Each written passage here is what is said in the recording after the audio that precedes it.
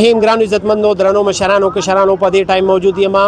اسلام آباد های کورټ سره او په دې ټایم ما سره پښتانه د وزیرستان درانه ملمانه دلته موجود دي جی څه پیغام ورکوي څه مقصد دی دلته د راتګ مقصد دا دی چې نن د عمران خان د شاه محمود قریشي پیشي د تاسو ته پته ده خو د پیشیانې خو کېږي زوره ځو مونږ ټول راغلي علیمه خان د راغلي دا د پنجاب صدر مخامخ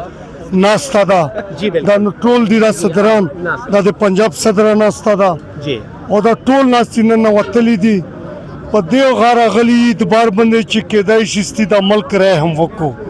دا عمران خان چې باندې دا د موږ د مستقبل او د عوام د پاکستان د جوړولو لپاره ځان بند کړی دي هر شی په قربان کړو حکومتونه د اوس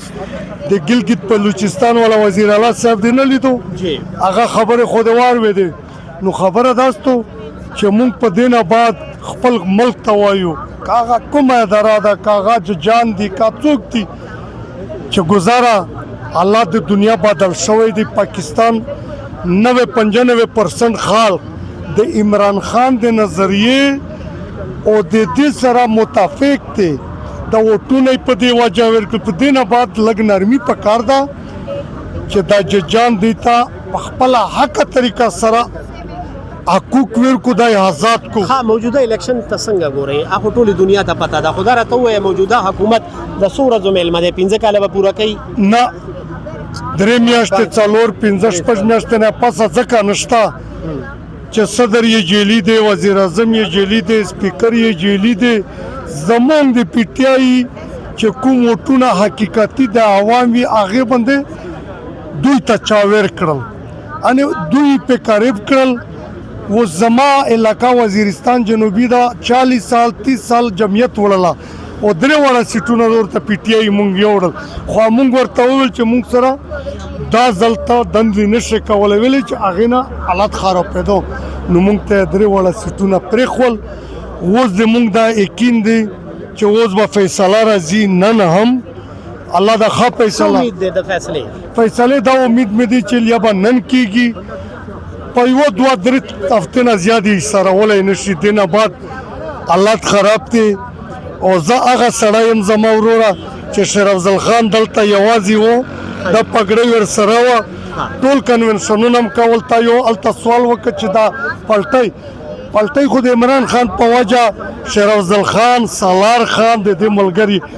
د دې وچته کړي دو د الله په فضل سره خبره ته وای دا په پالټۍ کې چې ډیفرنٹ رائے خلک دغه کوي چې شیر افضل چې دا بل چا کسته دا دروغ دي زه د شیر افضل سره ډېر نږدې پاتې کېږم شیر افضل تیز دی دومره سخت تیز دی اوس د ګوره هغه رور سره ما پوره نه لګي اوس چې هغه چاته لاس نه ورکوي خدای چې شعر دی زه شعر منم او چې ورور یې هغه عین داسې صد غوندې دی والله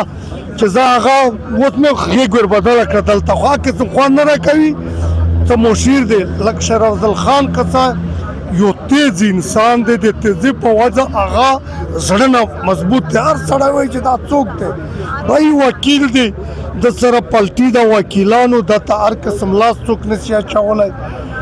او بیا په دې کې بس جهل خلک دا وایي چې دا د پلانکي شی دی ولا چې پلانکي وایي کولا که سلام پې واچوو ویلې چې عمران خان په زونلۍ کې بند دی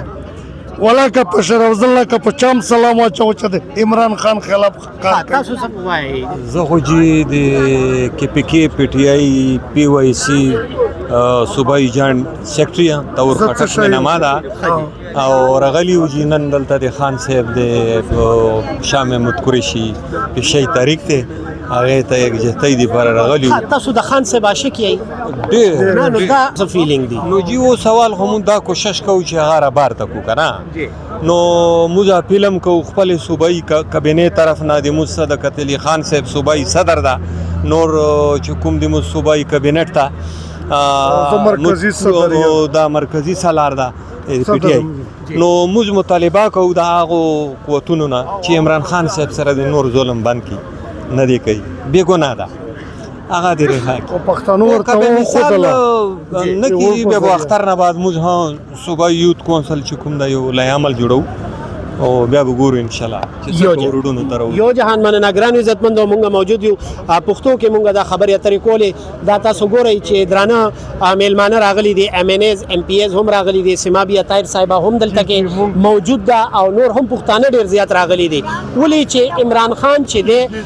پښتانه چې دي هغه ډیر زیات شکریا ادا کوي په دې وجه چې د عمران خان په وجه باندې هغه ټولو ته هیلث کارت چې دی هغه یو ځل بیا میلاو شو نو که تاسو څوک علاج کول غواړئ نو زر ته زر ځان ته اسپیټال ته ورسوئ ولې چې د حکومت د خیبر پښتونخوا د حکومت د طرف نه دا زما هم یو خوب و چې زما د خیبر پښتونخوا غریب عوام ته به دا صحت کارت یو ځل بیا میلاو شي نو شکر الحمدلله زه په دې باندې پراود کوم فخر کوم ولې چې زما ډیره غریبه صوبه ده او زه دا ویلی شم چې زما په خیبر پښتونخوا ولې چې زما د خیبر پښتونخوا کې به څوک غریب مجبور شو او د هغه په کور کې به ایمرجنسي رااله د لاک 2 لک 3 لک روپو نو هغه به خان چودري ملک له لاړلې او